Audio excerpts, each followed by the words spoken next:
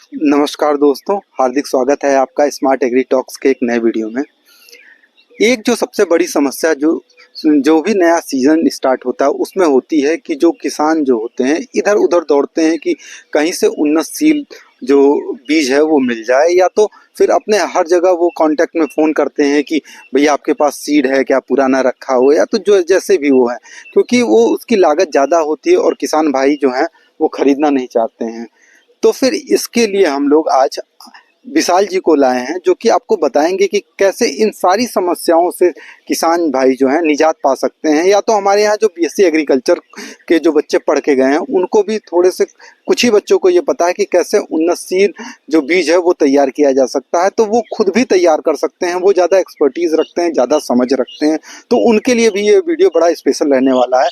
तो विशाल जी से मैं कहूँगा कि वो बताएं इन सारे प्रोसेस को, जिससे कि ये सारे लोगों तक जा सके ये सारी बातें। और वीडियो स्टार्ट करने से पहले मैं आपसे एक चीज़ और का निवेदन करूंगा कि कृपया करके आप चैनल को सब्सक्राइब करिए, ताकि जब भी हम ऐसा कुछ भी वीडियो लाएं तो आप तक वो सीधे आ सके और हमारा भी मनोबल बढ़े, ताकि हम लोग और भी ऐसा वीडियो लेके आ सकें। तो हम आते हैं विशाल जी के पास में।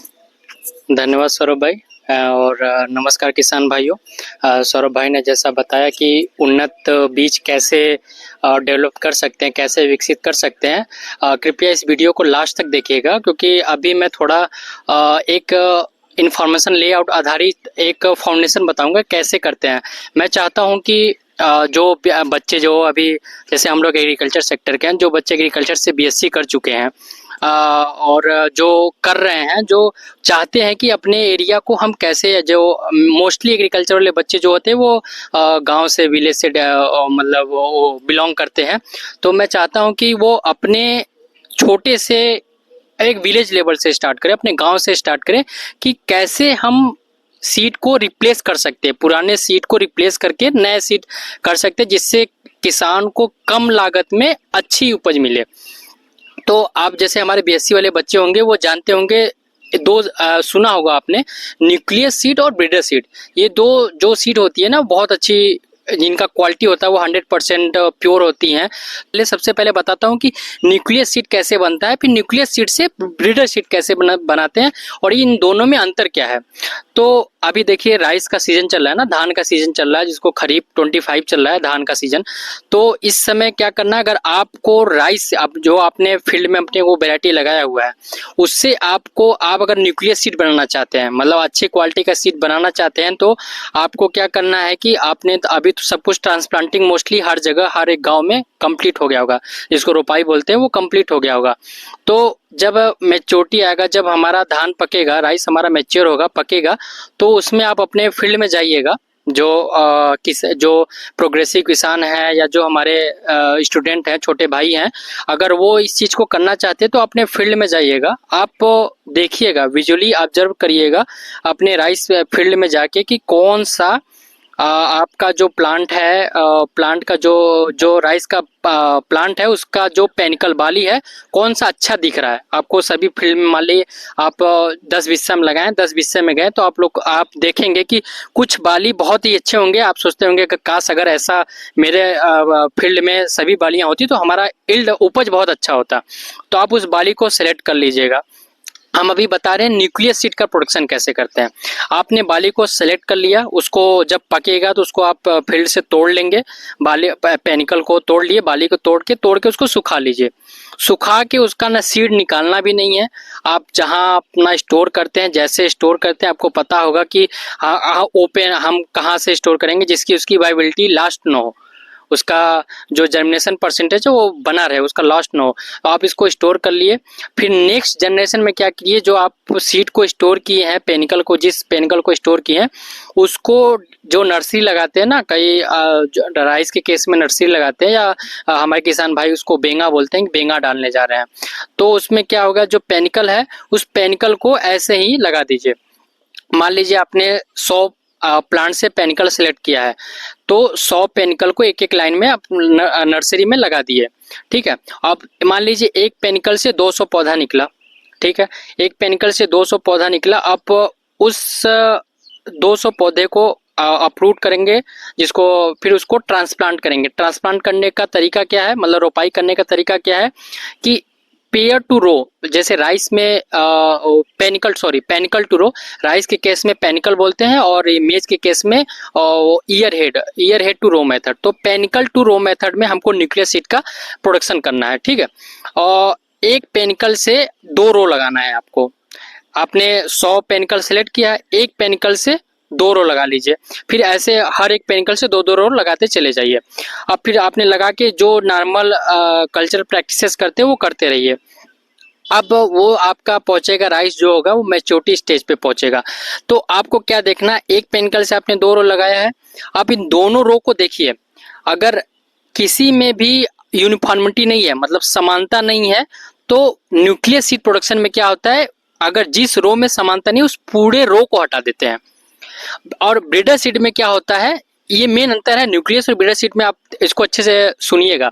न्यूक्लियस सीड में जिस रो में यूनिफॉर्मिटी नहीं होता है उस पूरे रो को हटाते हैं, लेकिन ब्रीडर सीड में क्या होता है कि जिस रो में, जिस प्लांट में यूनिफॉर्मिटी नहीं है, मतलब जो प्लांट एक समान नहीं दिख रहा है, उस प्लांट को बस हटाते हैं। न्यूक्लियस सीड में पूरे रो को हटाते हैं, ब्रीडर सीड में एक रो में मान लीजिए 10 प्लांट है और 10 प्लांट में से 9 प्लांट एक समान है, 10वां प्लांट आपको यूनिफॉर्म नहीं दिख रहा है, तो उस प्लांट को हटाते हैं। बस यही दोनों अंतर है न्यूक्लियस और ब्रीडर सीड में।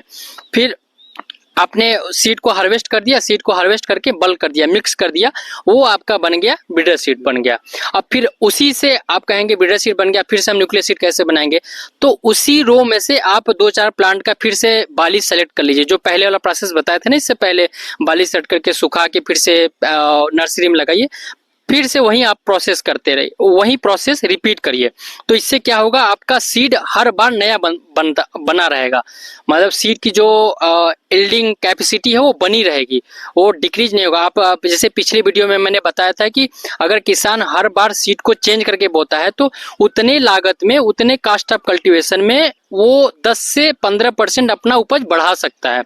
ये एक छोटी सी वे से, एक तरीके से ये कर सकता है। मैं चाहता हूँ, मेरा जो प्राइम जो ऑब्जेक्टिव है, जो आगे का गोल है, मैं चाहता हूँ कि हर एक किसान खुद से अपना सीड बनाए और उस एरिया को, एक छोटे से एरिया को एकदम पुराने सीड से रिप्लेस करके न्यू सीड, हर बार यही काम करते रहे।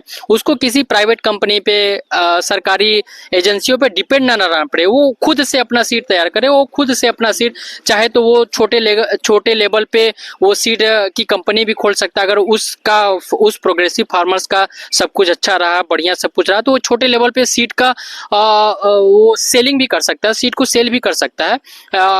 अगर ये बीएससी वाले लड़के करते हैं तो उनके लिए भी बहुत ही एक अच्छी अपॉर्चुनिटी है कि वो अपने छोटे से गांव को कैसे, मतलब पुराने सीड को रिप्लेस करके नए सीड से कैसे पूरा स्ट्रक्चर ही चेंज कर सकते हैं।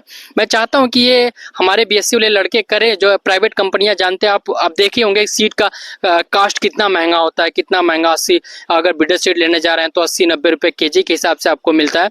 तो आप ये करके आप अपना कास्ट ऑफ कल्टीवेशन जो सीड हर जगह से लेते हैं उसको आप उस पैसों को ना लगा के आप इधर अपना छोटे से थोड़ा सा मेहनत लगेगा आपको, आप कर सकते हैं, अपना प्रोडक्शन आप बढ़ा सकते हैं। बहुत बहुत धन्यवाद विशाल जी, बहुत ज्ञानवर्धक ये सेशन रहा। और जो सीड कंपनियां अब दोहन पे आ चुकी हैं किसानों के, तो उन सब सारी समस्याओं से निजात पाया जा सकता है। और 1-2 बार किसान करेगा, शायद वो फेल हो जाए खुद से करे तो, लेकिन वो थोड़े थोड़े एरिया में थोड़ा सा ही सैंपल लगा के चेक कर सकता है कि हमारा ये जो प्रोसेस मैं कर रहा हूँ वो सही हो रहा है कि नहीं। और उसके वजह से वो फिर से, वो खुद से जब कॉन्फिडेंस हासिल कर लेगा कि हम भी अब कर सकते हैं, खुद की सीड बना सकते हैं और हमको सीड के लिए कहीं जाना नहीं पड़ेगा, और वो जो सेलेक्ट करके जो सबसे अच्छी बालियां होंगी उसको सेलेक्ट करके फिर से वो अच्छा सीड बनाएगा, तो वो सब किसी भी जो मिलावटी भी दे रही हैं कंपनियां, तो उन मिलावट से भी वो बचेगा और बहुत अच्छा रहेगा। तो इतना ज्ञानवर्धक सेशन रहा वो, तो उसके लिए मैं आपको धन्यवाद दूंगा।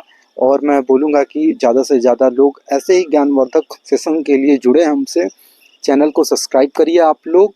और मैं आपको बोलना चाहूँगा कि जितना हम लोग का मनोबल बढ़ा सकते हैं आप लोग बनाइए, अपने भी दोस्तों को शेयर करिए। धन्यवाद, अच्छा लगा आज का सेशन करके विशाल जी के साथ में। बहुत बहुत धन्यवाद विशाल जी।